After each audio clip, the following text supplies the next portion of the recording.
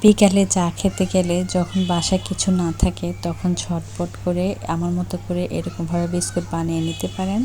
তো চলেন আজকে আপনাদেরকে সেরকম একটা সহজভাবে কিভাবে আপনারা বাসায় থাকা উপকরণ দিয়ে বিস্কুট বানিয়ে নিতে পারেন, তো সেটাই আমি আজকে আপনাদের সাথে শেয়ার করব।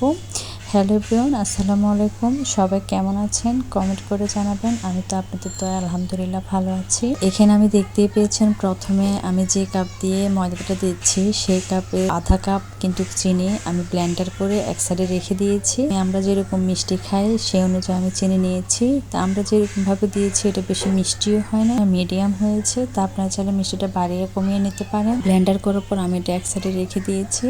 তো রেখে দেওয়ার পরে এই কাপেরই প্রায় 2 কাপের মতো আমি এখানে ময়দা নিয়ে নিয়েছি। আপনারা চাইলে আটাও নিতে পারেন, আটা দিয়েও কিন্তু বিস্কুট সুন্দর হয়, মচমচে হয়। আটা নেওয়ার পরে আমি এখানে সামান্য লবণ দিয়ে আটাটা ভালো করে মেখে নিয়েছি। তারপর চিনির যে পাউডারটা আমি করে রেখেছিলাম সেটা দিয়ে দিয়েছি। সেটা দেওয়ার পরে ময়দার যে ডোটা, শুকনো ডোটা, সেটা ভালো করে মিক্সড করার পরে আমি কিন্তু তেল দিয়ে দিচ্ছি। তো এখানে পুরো ডোটা তেল দিয়ে ধরতে হবে, কোনো রকম পানি ইউজ করা যাবে না। তো আমি একটু তেল দিয়ে কিন্তু ডোটা ধরতেছি, একবারে তেল দিতে যাবেন না। ডো মিক্সড করা হয়ে গিয়েছে। তো আমি এখন এটাকে 2 ভাগে ভাগ করে নেব। তো এটা 2 ভাগে কেন ভাগ করে নিচ্ছি সেটা একটু পরে দেখতে পাবেন।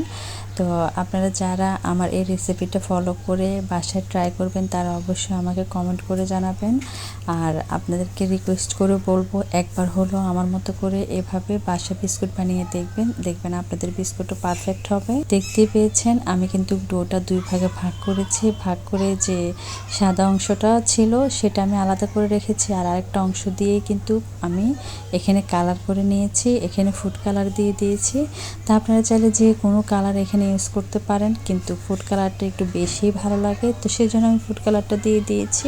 আজকের বিস্কুটটা আমি ওভেনে করে দেখাবো। তো আমার একটু তাড়া ছিল দেখে আমি ওভেনে করে দেখাচ্ছি। আপনারা চাইলে চুলায়ও করতে পারেন।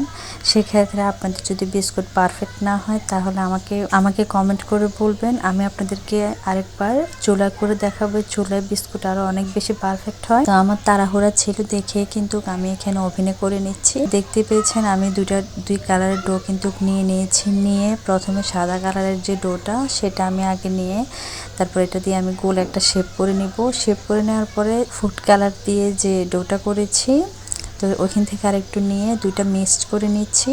তো এটা কিন্তু সেম মাপেই নিতে হবে। আপনারা চাইলে চামচ দিয়ে চামচের মাপও নিতে পারেন। তো আমি হাতের আন্দাজ ছিল আমি হাতের আন্দাজে নিয়ে নিয়েছি। আপনারা চাইলে চামচের মাপ দিয়েও নিতে পারেন। আমি কিভাবে বিস্কুটটা শেপ দিচ্ছি তো সেটা দেখতে পাচ্ছি। ভিডিওটা বেশি বড় হয়ে যাবে, তো সেজন্য আমি এটুকু পর্যন্ত আপনাদের সাথে শেয়ার করেছি। পরবর্তী ভিডিও আমি নেক্সট ভিডিওতে শেয়ার করব। তো আপনারা সবাই ভালো থাকবেন। আল্লাহ হাফেজ।